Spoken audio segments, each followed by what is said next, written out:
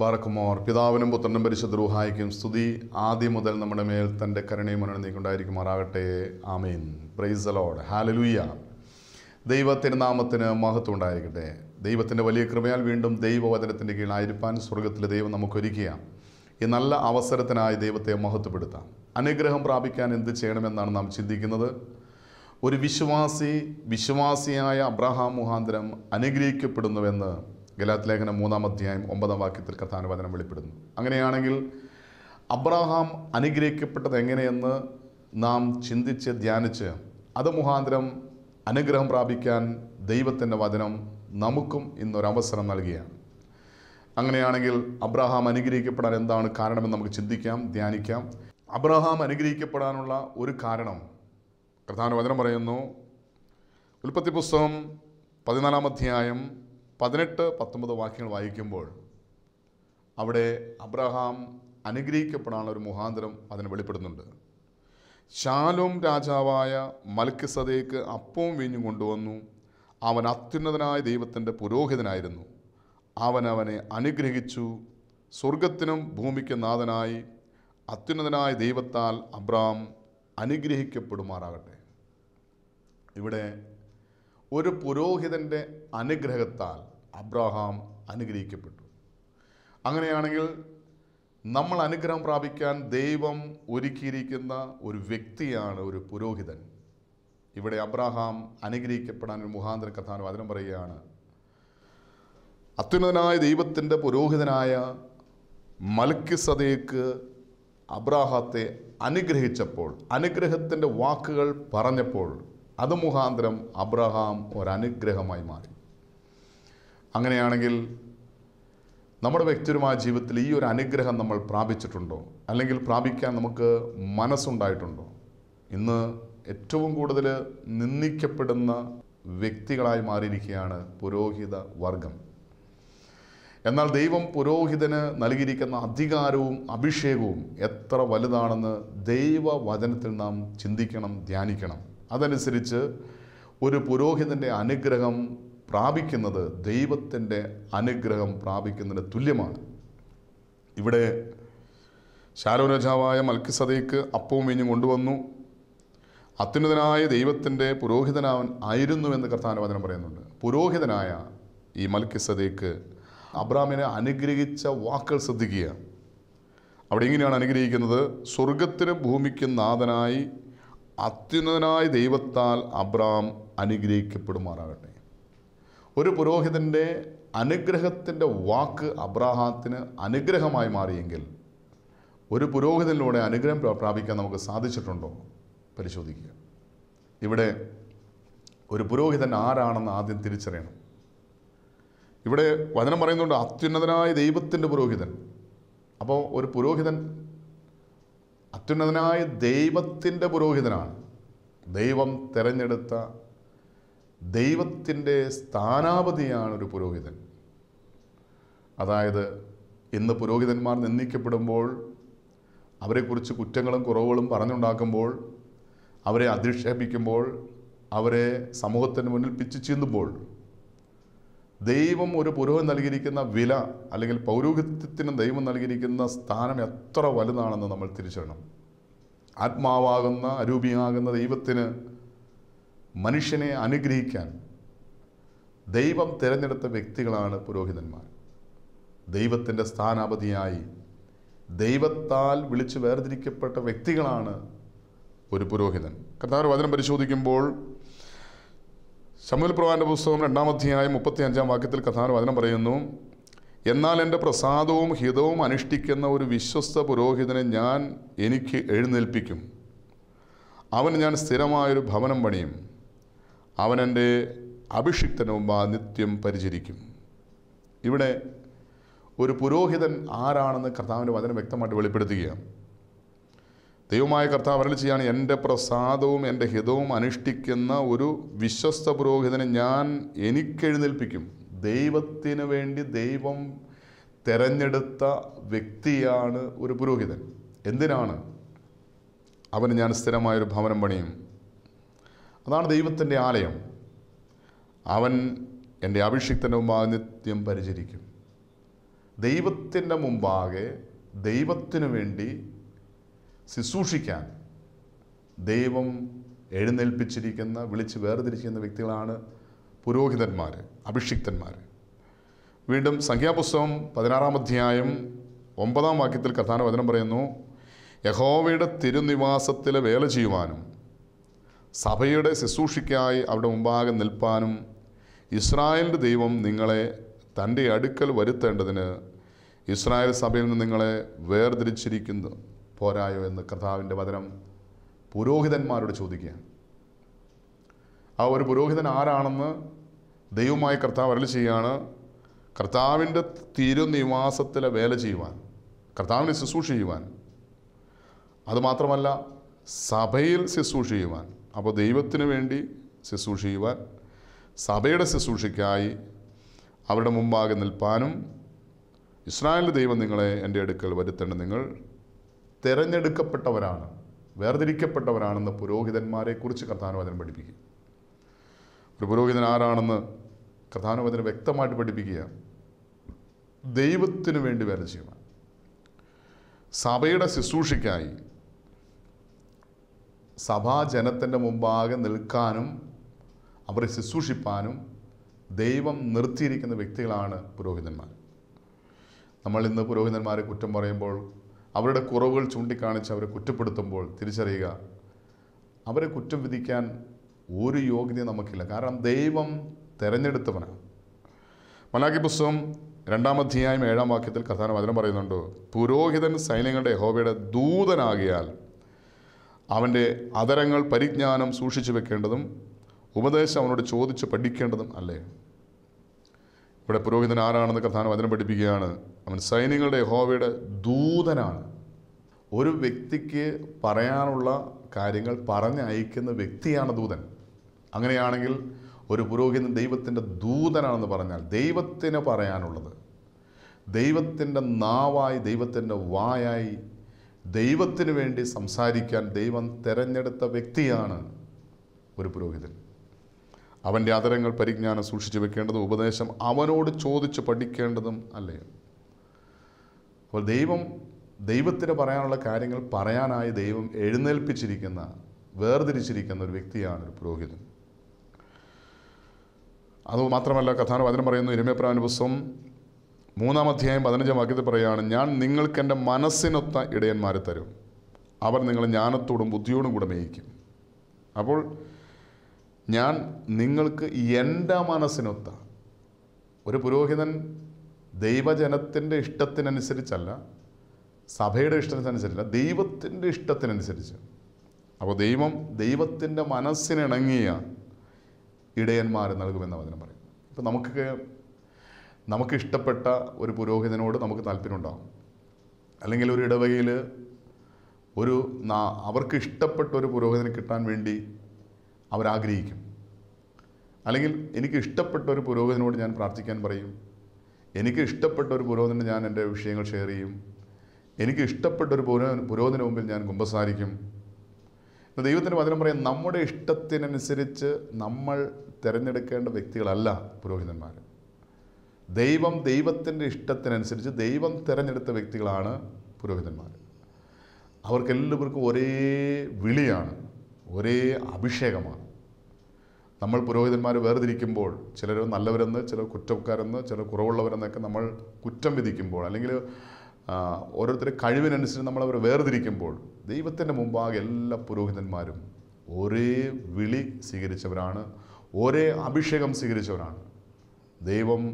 ദൈവത്തെ ശുശ്രൂഷിക്കാൻ വേണ്ടി, ദൈവത്തിൻ്റെ വേല ചെയ്യുവാൻ വേണ്ടി, സഭയെ ശുശ്രൂഷിക്കാൻ വേണ്ടി ദൈവം തിരഞ്ഞെടുത്ത വ്യക്തികളാണ് പുരോഹിതന്മാർ. ഇന്ന് അവരുടെ ചില കുറ്റങ്ങൾ, കുറവുകൾ കണ്ട് നമ്മളവരെ കുറ്റപ്പെടുത്തുമ്പോൾ നമ്മൾ തിരിച്ചറിയണം, അവരെ കുറ്റം വിധിക്കാൻ നമുക്കെന്ത് യോഗ്യത. ഇപ്പം ഞാൻ എൻ്റെ കീഴിൽ ജോലിക്ക് നിർത്തിയിരിക്കുന്ന ഒരു വ്യക്തി എന്തെങ്കിലും തെറ്റ് ചെയ്താൽ എനിക്ക് ആ വ്യക്തിയെ ശാസിക്കാനും ശിക്ഷിക്കാനും അധികാരമുണ്ട്. അങ്ങനെയാണെങ്കിൽ ദൈവം വിളിച്ച് വേർതിരിച്ച, ദൈവം അഭിഷേകം ചെയ്ത ഒരു അഭിഷിക്തനെ കുറ്റം വിധിക്കാനും ശിക്ഷിക്കാനും അധികാരം ദൈവത്തിന് മാത്രമേ ഉള്ളൂ. ഇന്ന് പലപ്പോഴും ദൈവത്തിൻ്റെ ജോലി നമ്മൾ ചെയ്തുകൊണ്ടിരിക്കുകയാണ്. അതുകൊണ്ട് ദൈവത്തിൻ്റെ വചനം ചോദിക്കുകയാണ്, റോമലേഖനം 8-ാം അധ്യായം 33-ാമത്തെ വാക്യത്തിലൂടെ ദൈവമായ കർത്താവ് ചോദിക്കുകയാണ്, ദൈവം തിരഞ്ഞെടുത്തവരെ ആര് കുറ്റം ചുമത്തും? നീതീകരിക്കുന്നവൻ ദൈവം, ശിക്ഷയ്ക്ക് വിധിക്കുന്നവൻ ആർ? ഇന്ന് പലപ്പോഴും നമ്മൾ വിധികർത്താവും കുറ്റം ആരോപിക്കുന്നവനും വിധികർത്താവും നമ്മൾ തന്നെയായി മാറുകയാണ്. ദൈവം വിധിക്കേണ്ട വിധി നമ്മൾ വിധിച്ചുകൊണ്ടിരിക്കുകയാണ്. ശ്രദ്ധിക്കുക, ദൈവമായ കർത്താവ് അരുളി ചെയ്യുന്നു, ദൈവം തിരഞ്ഞെടുത്തവരെ ആര് കുറ്റം ചുമത്തും? ദൈവത്തിൻ്റെ അഭിഷേകം സ്വീകരിച്ച ഒരു വൈദികനാകട്ടെ, ഒരു കന്യാസ്ത്രീ ആയിക്കോട്ടെ, ഒരു സുവിശേഷനായിക്കോട്ടെ, ദൈവം വിളിച്ച് വേർതിരിച്ച ഒരു വ്യക്തിയെ ഒരിക്കലും നമുക്ക് കുറ്റം വിധിക്കാൻ അധികാരമില്ല. ഞാൻ ഉദാഹരണം പറഞ്ഞ പോലെ, എൻ്റെ കീഴിൽ ജോലി ചെയ്യുന്നൊരു വ്യക്തിയെ എനിക്ക് കുറ്റം വിധിക്കാനും ശിക്ഷിക്കാനും ശാസിക്കാനൊക്കെ അധികാരമുണ്ട്. എന്നാൽ വേറെ ആർക്കും അതിനുള്ള അധികാരമില്ല. ഇതുപോലെ തന്നെ ദൈവം വിളിച്ച് വേർതിരിച്ച, ദൈവത്തിൻ്റെ സ്ഥാനാപതിയായ, ദൈവം അഭിഷേകം ചെയ്ത, ദൈവം വിളിച്ച് വേർതിരിച്ച ദൈവത്തിൻ്റെ അഭിഷിക്തനെ കുറ്റം വിധിക്കാൻ ദൈവത്തിന് മാത്രമേ അധികാരമുള്ളൂ. അതുകൊണ്ട് കർത്താവ് വചനം ചോദിക്കുകയാണ്, ദൈവം തിരഞ്ഞെടുത്തവരെ ആര് കുറ്റം വിധിക്കും? ശിക്ഷ വിധിക്കുന്നവൻ ആര്? പലപ്പോഴും പല സാഹചര്യങ്ങളിൽ നമ്മളെ അറിഞ്ഞോ അറിയാതെയോ ഏതെങ്കിലും വൈദ്യരെ കുറ്റപ്പെടുത്തുകയോ നിന്ദിക്കുകയോ പരിഹസിക്കുകയോ അവരെക്കുറിച്ച് ഉള്ള കാര്യങ്ങളോ ഇല്ലാത്ത കാര്യങ്ങളോ പറഞ്ഞ് പ്രചരിപ്പിക്കുകയോ ചെയ്തിട്ടുണ്ടെങ്കിൽ ദൈവസന്നിധിയിൽ പാപമാണ്. ദൈവസന്നിധിയിൽ നാം അനുദപിക്കണം, മാപ്പ് ചോദിക്കണം. കർത്താവിൻ്റെ വചനം പരിശോധിക്കുമ്പോൾ കർത്താവിൻ്റെ വചനം പറയുകയാണ്, എൻ്റെ അഭിഷിക്തന്മാരെ തുടരുത്. സങ്കീർത്തന പുസ്തകം 105-ാം സങ്കീർത്തനം 15-ാമത്തെ വാക്യം, എൻ്റെ അഭിഷിക്തന്മാരെ തൊട്ടുപോകരുത്, എൻ്റെ പ്രവാചകന്മാർക്കൊരു ദോഷവും ചെയ്യരുത് എന്ന് പറഞ്ഞു. എപ്പോഴെങ്കിലും നമ്മൾ ഒരു വൈദികൻ്റെ നേരെ അല്ലെങ്കിൽ ഒരു പുരോഹിതൻ്റെ നേരെ കൈ ചൂണ്ടുകയോ അവരെ കുറ്റപ്പെടുത്തി നിന്ദിച്ച് സംസാരിക്കുകയോ ചെയ്തിട്ടുണ്ടെങ്കിൽ അത് ദൈവസന്നിധിയിൽ പാപമാണ്. ദൈവമായ കർത്താവ് ചെയ്യാണ്, എൻ്റെ അഭിഷിക്തനെ തൊട്ടുപോകരുത്. സംസാരത്തിലൂടെ ഒരു വൈദികനെ മുറിവേൽപ്പിക്കാം, പ്രവൃത്തിയിലൂടെ ഒരു അഭിഷിക്തനെ മുറിവേൽപ്പിക്കാം. എപ്പോഴെങ്കിലും നമ്മൾ അങ്ങനെ മുറിവേൽപ്പിച്ചിട്ടുണ്ടെങ്കിൽ ദൈവസന്നിധിയിൽ മാപ്പ് ചോദിക്കണം. ഒരു വൈദികൻ തെറ്റ് ചെയ്തിട്ടുണ്ടെങ്കിൽ ആ തെറ്റ് നമ്മൾ ദൈവസന്നിധിയിലാണ് ചൂണ്ടിക്കാണിക്കുന്നത്, ദൈവത്തോടാണ് നമ്മൾ പറയുന്നത്. പല വൈദികരും വിശുദ്ധ ബലിയിലും എനിക്ക് വേണ്ടി പ്രാർത്ഥിക്കണമെന്ന് അപേക്ഷിക്കാറുണ്ട്. പക്ഷെ നമ്മൾ പ്രാർത്ഥിക്കാറുണ്ടോ? നമ്മൾ അവരുടെ കുറ്റങ്ങൾ കുറവുകൾ ദൈവസന്നിധിയിൽ സമർപ്പിച്ച് പ്രാർത്ഥിക്കാറുണ്ടോ? അവരുടെ കുറവുകളോർത്ത് ദൈവത്തോട് മാപ്പ് ചോദിക്കാറുണ്ടോ? ഒരു വൈദികൻ എന്ന് പറഞ്ഞാൽ സാധാരണ ഒരു മനുഷ്യൻ തന്നെയാണ്. ഒരു മനുഷ്യൻ്റെ വൈകാരികമായ എല്ലാ സ്വഭാവങ്ങളും വികാരങ്ങളെല്ലാം ഒരു വൈദികന്, ഒരു പുരോഹിതനുണ്ട്. വിളിച്ച് വേർതിരിക്കപ്പെട്ട, അഭിഷേകം ചെയ്യപ്പെട്ട ഒരു പുരോഹിതൻ സാധാരണ ഒരു മനുഷ്യനാണെന്നുള്ള കാര്യം നമ്മൾ തിരിച്ചറിയണം. എന്നാൽ നമ്മൾ മാനുഷിക ആ സങ്കല്പത്തിനപ്പുറമായിട്ട് അവരെക്കുറിച്ച് ഒരു ധാരണ നമ്മുടെ മനസ്സിൽ നാം വെച്ച് പുലർത്തുകയും അവരെ കുറ്റം വിധിക്കുകയും ചെയ്യുമ്പോൾ, തെറ്റ് ചെയ്ത് അവരാണെങ്കിൽ അവരെക്കാൾ വലിയ തെറ്റ് നമ്മൾ ചെയ്യുകയാണ്. അപ്പോൾ നമ്മുടെ വ്യക്തിപരമായ ജീവിതത്തിൽ ഒരിക്കലും ഒരു പുരോഹിത സ്ഥാനത്ത് നിൽക്കുന്ന വ്യക്തികളെ കുറ്റം വിധിക്കുകയോ അവരെക്കുറിച്ചില്ലാത്ത കാര്യങ്ങൾ പറഞ്ഞ് പ്രചരിപ്പിക്കുകയോ അവരെ പാപം ചെയ്യാൻ പ്രലോഭനം നൽകുകയോ പാപത്തിലേക്ക് നയിക്കുകയോ ചെയ്തിട്ടുണ്ടെങ്കിൽ അത് കുമ്പസാരത്തിൽ വ്യക്തമായിട്ട് ഏറ്റുപറഞ്ഞ് പാപക്ഷമ സ്വീകരിക്കണം. ഇവിടെ ദൈവത്തിൻ്റെ വചനം പറയുന്നു, എൻ്റെ അഭിഷിക്തനെ തൊട്ടുപോകരുത്. സംസാരം കൊണ്ടോ വാക്കുകൊണ്ടോ പ്രവൃത്തി കൊണ്ടോ വേദനിപ്പിക്കരുത് എന്നാണ് അതിൻ്റെ അർത്ഥം. അവരെന്തെങ്കിലും തെറ്റ് ചെയ്തിട്ടുണ്ടെങ്കിൽ ദൈവസന്നിധിയിൽ അപേക്ഷിക്കണം. പലപ്പോഴും പല വ്യക്തികളുടെ ജീവിതം പരിശോധിക്കുമ്പോൾ അഭിഷിക്തന്മാർക്കെതിരായി സംസാരിച്ചത് മുഖാന്തരം വ്യക്തിപരമായി, കുടുംബമായി, തലമുറയായി അതിൻ്റെ ശാപം അനുഭവിക്കുന്ന വ്യക്തികളെ കാണാൻ സാധിച്ചിട്ടുണ്ട്. വൈദികരെ വേദനിപ്പിച്ചത് മൂലം, അവരുടെ കണ്ണുനീരം നിലത്ത് വീഴാൻ കാരണമായത് മൂലം അവർ അറിഞ്ഞോ അറിയാതെയോ ചെയ്തു പോയൊരു തെറ്റ് അത് സമൂഹത്തിൻ്റെ മുന്നിൽ വലിയ അപരാധമായി അല്ലെങ്കിൽ അത് മറ്റുള്ള മുന്നിൽ അവഹേളന പാത്രമാക്കി മാറ്റുമ്പോൾ ഒരുപക്ഷെ നിഷ്കളങ്കനായൊരു വ്യക്തിയാണ്, ആ വ്യക്തിയുടെ കണ്ണുനീരാണ് നിലത്ത് വീഴുന്നതെങ്കിൽ അത് തലമുറയിലേക്ക് ശാപമായിട്ട് കടന്നു വരിക.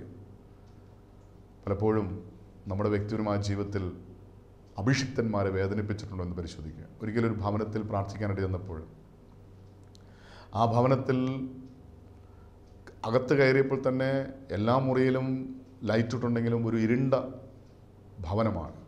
വെളിച്ചമുണ്ടെങ്കിലും ഇരുട്ടാണ് അതിൽ കൂടുതലായിട്ടും കാണാൻ സാധിക്കുന്നത്. പ്രാർത്ഥിക്കാൻ ചെന്നപ്പോഴാണ് മനസ്സിലായത് ആ വീട്ടിലെ കുടുംബനാഥൻ തളർന്നു കിടക്കുക. ജീവിത പങ്കാളിയുടെ അധ്വാനം കൊണ്ടാണ് കുടുംബം കഴിയുന്നത്. 2 മക്കൾ വിവാഹപ്രായമായിട്ട് വിവാഹം കഴിഞ്ഞിട്ടില്ല, ജോലിയില്ല. കണ്ണുമ്പോൾ തന്നെ ഒരു വേദനാജനകമായ ഒരു അന്തരീക്ഷം. ആ കുടുംബത്തിന് വേണ്ടി, ആ വ്യക്തിക്ക് വേണ്ടി പ്രാർത്ഥിച്ചുകൊണ്ടിരിക്കുമ്പോൾ ദൈവാത്മാവ് നൽകിയ ബോധ്യമനുസരിച്ച് ചോദിച്ചു, നിങ്ങൾ ഏതെങ്കിലും വൈദികരെ വേദനിപ്പിച്ചിട്ടുണ്ടോ? അപ്പോൾ അവർ വേദനയോട് പറഞ്ഞൊരു കാര്യമുണ്ട്, ഞങ്ങൾ ഇന്ന് വരെ ഒരു വൈദികരെ വേദനിപ്പിച്ചിട്ടില്ല. പക്ഷേ ഞങ്ങളുടെ മാതാപിതാക്കൾ, ഞങ്ങളുടെ പൂർവികർ വൈദികർക്കെതിരായി തെറ്റ് ചെയ്തിട്ടുണ്ട്. ചില കാര്യങ്ങൾ അവർ പറഞ്ഞപ്പോൾ അവർ ഒരു തെറ്റും ചെയ്തിട്ടില്ല, അവരൊരു കുറ്റം ചെയ്തിട്ടില്ല. പക്ഷേ അവരുടെ പൂർവ്വപിതാക്കന്മാർ ചെയ്തു പോയ, വൈദികർക്കെതിരായി ചെയ്തു പോയ പാപത്തിൻ്റെ, തിന്മയുടെ അനന്തരഫലം ഇന്ന് മക്കൾ വേദനയായി, രോഗമായി, കണ്ണുനീരായി, കഷ്ടതയായി അനുഭവിക്കുക. കർത്താവിൻ്റെ വചനം പറയുന്നു, ദൈവമായ കർത്താവ് പറയാണ്, എൻ്റെ അഭിഷിക്തന്മാർ തൊട്ടുപോകരുത്. ഇത് കേൾക്കുമ്പോൾ നമ്മൾ വിചാരിക്കും അഭിഷിക്തന്മാർക്കെതിരെ പറയുകയോ പ്രവൃത്തിയോ ചെയ്താൽ ദൈവമാണ് ശിക്ഷിക്കുന്നത്. ഒരിക്കലുമല്ല. നമ്മൾ ചെയ്യുന്ന പ്രവൃത്തിയിൽ തന്നെ ശിക്ഷയുണ്ട്. നമ്മൾ ചെയ്യുന്ന പ്രവൃത്തിയിൽ തന്നെ ശിക്ഷയുള്ളതുകൊണ്ട് നമ്മിലേക്ക്, നമ്മുടെ തലമുറയിലേക്ക് അത് കൈമാറ്റം ചെയ്യപ്പെടുകയും, അതുകൊണ്ട് ഏതെങ്കിലും രീതിയിൽ നമ്മളോ നമ്മുടെ മാതാപിതാക്കളോ പൂർവികർ ആരെങ്കിലും ഏതെങ്കിലും വൈദികരെ വേദനിപ്പിക്കുകയോ മുറിവേൽപ്പിക്കുകയോ പാപം ചെയ്യാൻ പ്രേരിപ്പിക്കുകയോ പ്രലോഭനത്തിലേക്ക് നയിക്കുകയോ ചെയ്തിട്ടുണ്ടെങ്കിൽ ദൈവസന്നിധിയിൽ അനുദപിച്ച് മാപ്പ് ചോദിക്കണം. കാരണം ദൈവത്തിന് അനുഗ്രഹിക്കാൻ കരങ്ങളില്ല. ഇതാ വചനം പറയുന്നു, അനുഗ്രഹവും ശാപവും നിൻ്റെ മുന്നിൽ വെച്ചിരിക്കുക, നിനക്ക് ഇഷ്ടമുള്ളത് തിരഞ്ഞെടുക്കാം. നിനക്ക് അനുഗ്രഹം പ്രാപിക്കാൻ ദൈവം ഒരുക്കിയിരിക്കുന്ന ഒരു വ്യക്തിയാണ് ഒരു പുരോഹിതനെങ്കിൽ ആ പുരോഹിതനിൽ നിന്ന് അനുഗ്രഹം പ്രാപിക്കുക. അത് ശാപത്തിന് കാരണമായി തീരാൻ, അനുഗ്രഹത്തിന് പകരം അത് ശാപത്തിന് കാരണമായി തീരാൻ നമ്മുടെ പ്രവൃത്തി, നമ്മുടെ സംസാരം, വാക്കുകൾ അതിന് കാരണമായിട്ടുണ്ടെങ്കിൽ അനുദപിക്കുക. ദൈവത്തിന് നമ്മെ അനുഗ്രഹിക്കുവാൻ ദൈവം തിരഞ്ഞെടുക്കുന്നൊരു മുഖാന്തരമാണ് ഒരഭിഷിക്തൻ. പ്രധാന വചനം പരിശോധിക്കുമ്പോൾ ഇവിടെ അബ്രഹാം ഒരനുഗ്രഹമായി തീരാൻ കാരണം മൽക്കിസദേക്ക് എന്ന ദൈവത്തിൻ്റെ മഹാപുരോഹിതൻ്റെ മുന്നിൽ ഈ അബ്രഹാത്തിന് നിൽക്കുവാൻ സാധിച്ചു. അതുമാത്രമല്ല, ഈ മൽക്കിസദേക്ക് അബ്രഹാമിനെ അനുഗ്രഹത്തിൻ്റെ വാക്കുകൾ പറഞ്ഞ് അനുഗ്രഹിച്ചു. അങ്ങനെയാണെങ്കിൽ ഒരഭിഷിക്തൻ്റെ വാക്കുകൾ നമുക്ക് അനുഗ്രഹമായി തീരണമെങ്കിൽ ഒരു വൈദികനെ ബഹുമാനിക്കണം, ആദരിക്കണം. ഒരു വൈദികനെ ദൈവസ്ഥാനത്ത് നാം കാണണം. കർത്താവിൻ്റെ ബലിപീഠത്തിന് മുമ്പാകെ ബലിയർപ്പിക്കുവാൻ, കർത്താവിൻ്റെ തിരുശരീരങ്ങൾ കരങ്ങളെടുക്കുവാൻ, കർത്താവിന് മഹത്വം കൊടുക്കുവാൻ ദൈവം ഒരഭിഷിക്തനെ വിളിച്ചു വേർതിരിച്ചുവെങ്കിൽ, കർത്താവിൻ്റെ തിരുശരീരങ്ങൾ അഭിഷിക്തൻ്റെ കരങ്ങൾ വഴി കർത്താവ് നമ്മുടെ മേൽ നൽകുന്നുവെങ്കിൽ,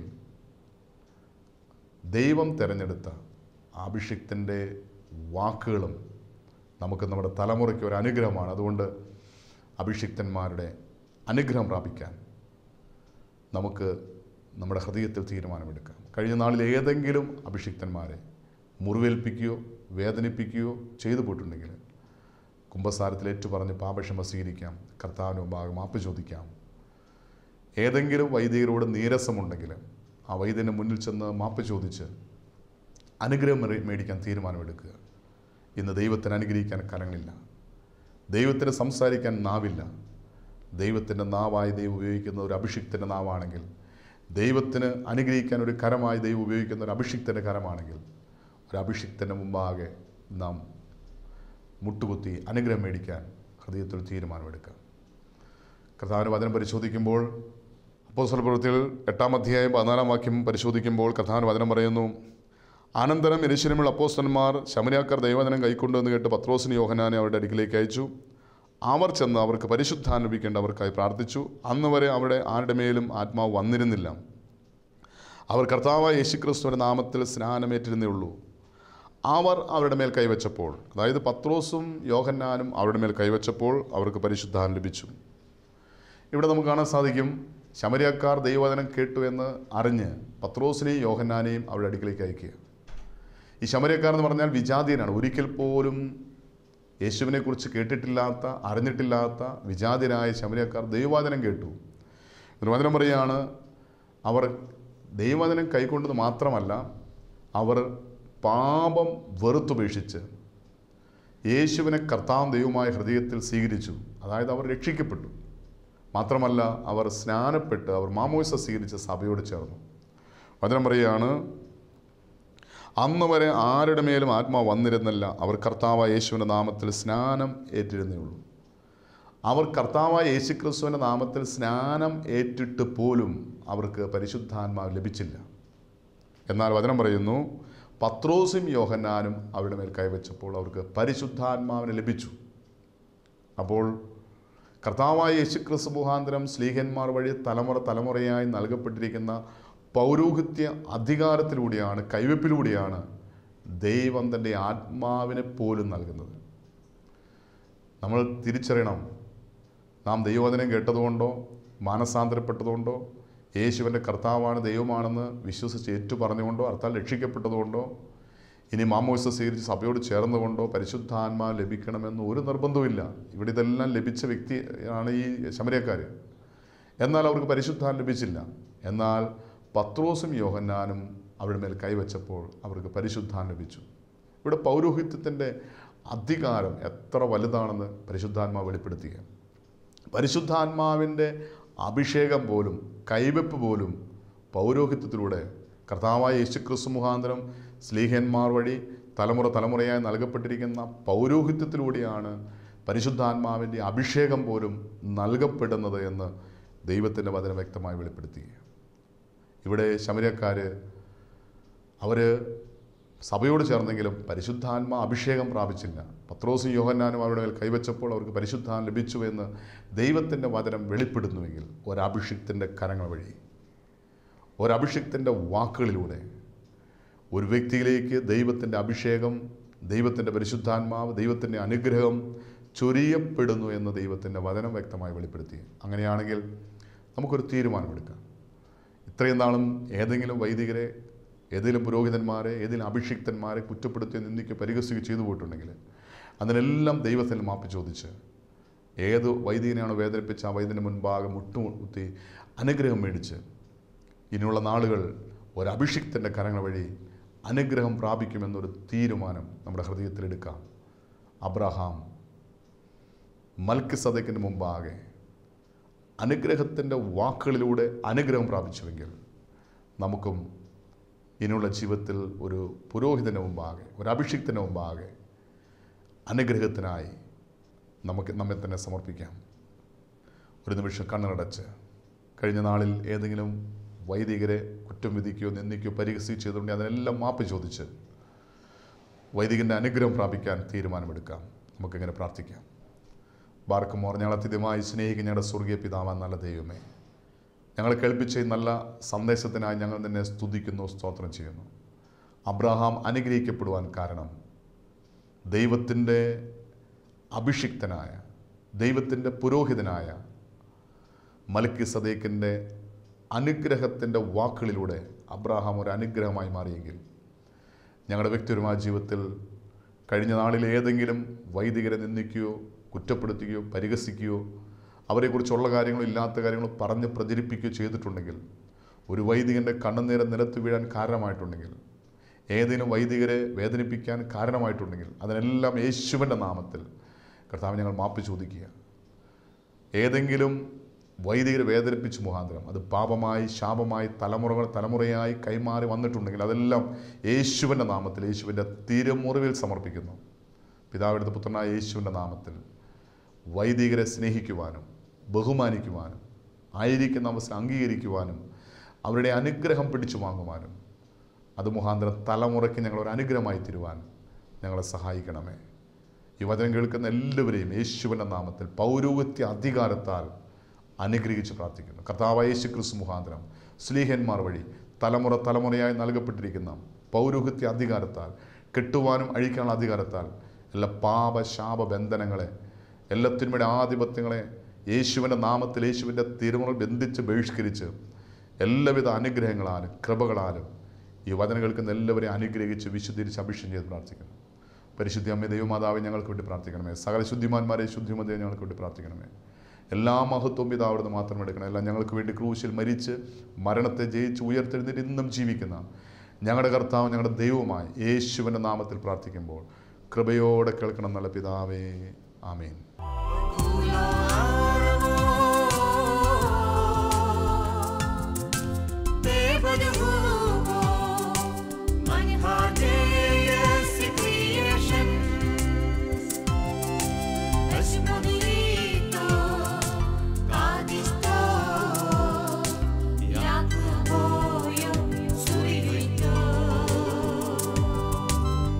Maria.